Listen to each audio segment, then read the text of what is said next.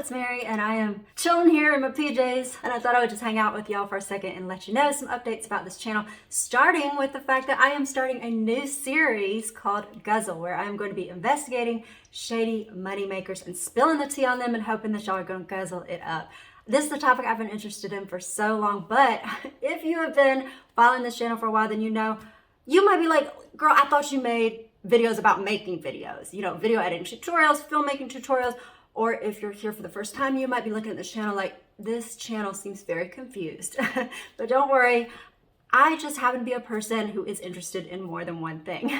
And that is not something that the YouTube algorithm always loves. You know, it wants you to niche down, you know, and really only talk about one topic for years, but I think that would drive me crazy. And so I ain't gonna do that. This is definitely not what I would do if I were if my end game was just to grow as much as possible on YouTube, right? I give this advice in the course, actually, where I say, don't do what I'm about to do.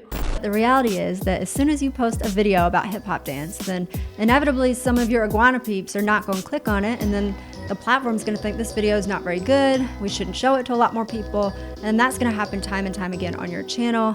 But I am not going to follow my own advice, because my end game is not to be as popular as possible on YouTube. My end game is to make really quality content that I feel proud of, that really delivers value and entertainment for y'all, and that makes me happy. I just want to be happy.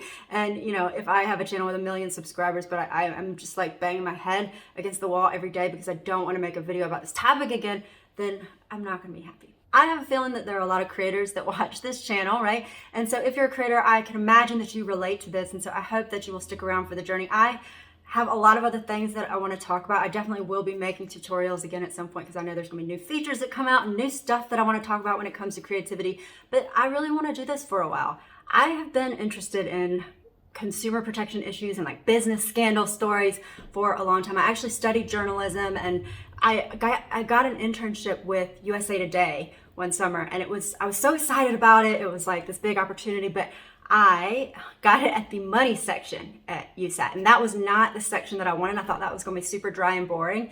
And once I started reading these money stories, I was copy editing there, I was like, this is freaking fascinating. Like, business involves psychology, it involves greed, it involves creativity. You know, you got to make something that the market wants.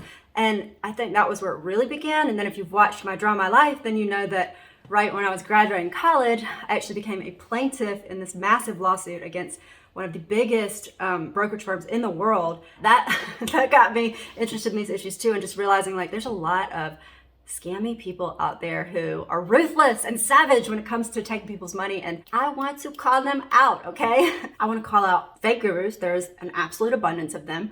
Pyramid schemes and MLMs, like how is that still a thing? Startup scandals. I live in the Bay Area, and the startup world is packed with people who are trying to scam investors or consumers. Influencer scams are out of control. If there's a new cult, I watch the documentary about it. I'm just like fascinated by how the psychology of manipulating people into believing delusional things that are so self-destructive.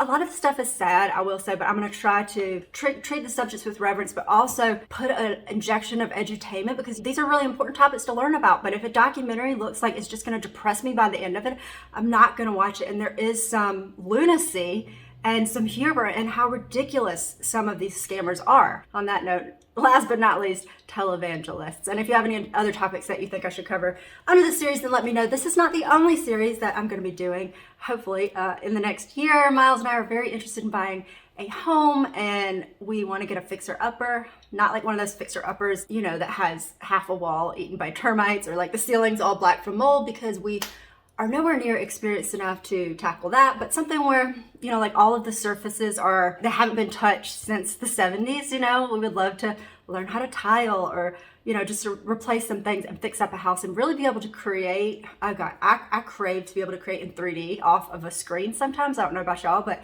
I need some non-pixelated space to deal with. And so I hope that you'll subscribe for that, because I think I'm going to call that series Floopers, because we're going to try to flip a fixer upper a little bit, but there are gonna be a lot of bloopers though, because we don't really know what we're doing. And so I want to document the home buying process and like what our plans are going to be, and then show kind of a before and after transformation for each room, because I love interior design too. And so if you're interested in that, then subscribe. And I know, like I said, this is like a medley. If you're like, girl, I only wanted the editing tutorials, then I understand that. You also might consider the course. The price for the course for all of my courses has come down a lot, because I did a lot of feedback from some students, a lot of interviews, figuring out like, was this course actually helpful for you? What were the most valuable parts, least valuable? I was really blown away. People found it really super helpful, but the price was an obstacle for a lot of people. So I wanted to make it more accessible, much more accessible. And so if you're interested, you might check that out.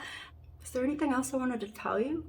I mean, I hope you're doing well. I know it's been a while. I've been working on these really long pieces, and I've got some exciting ones coming up soon. And yeah, I hope you'll stick around and we can hang out some more. Thanks for watching all the way to the end, and I'll see y'all later. Bye.